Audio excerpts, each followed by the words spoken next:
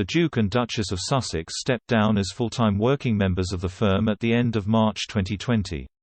They have since laid down the foundation of their new lives in California, signing deals with Netflix and Spotify to become content producers and launching their own non-profit, and already award-winning, organization. However, former police protection officer Ken Worf believes Prince Harry is unlikely to spend the rest of his life stateside.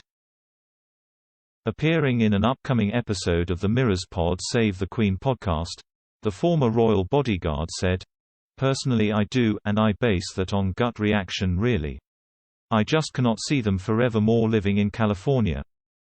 It's clear to me that Harry is not quite a fish out of sea. I mean, he is getting involved in charitable work and he has these attachments to Netflix and other companies, but quite where they'll end up we don't know.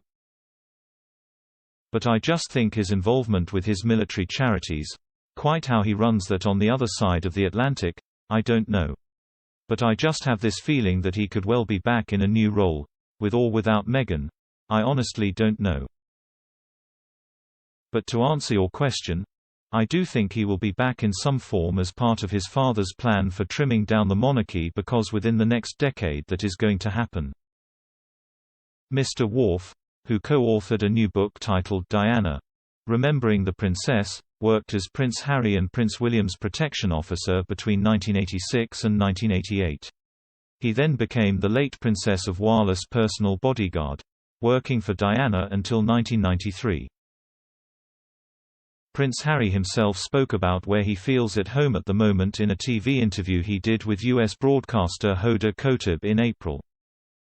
Speaking from The Hague, where he traveled to attend the Invictus Games, Harry spoke about his meeting behind closed doors with the Queen, which had happened a few days prior at Windsor Castle.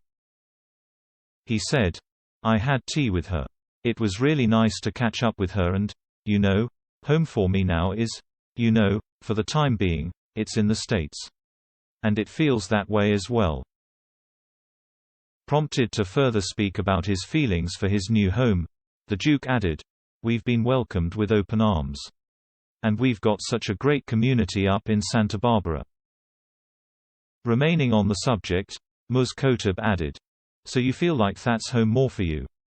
To which the Duke said yes, adding, "It doesn't feel weird to say that."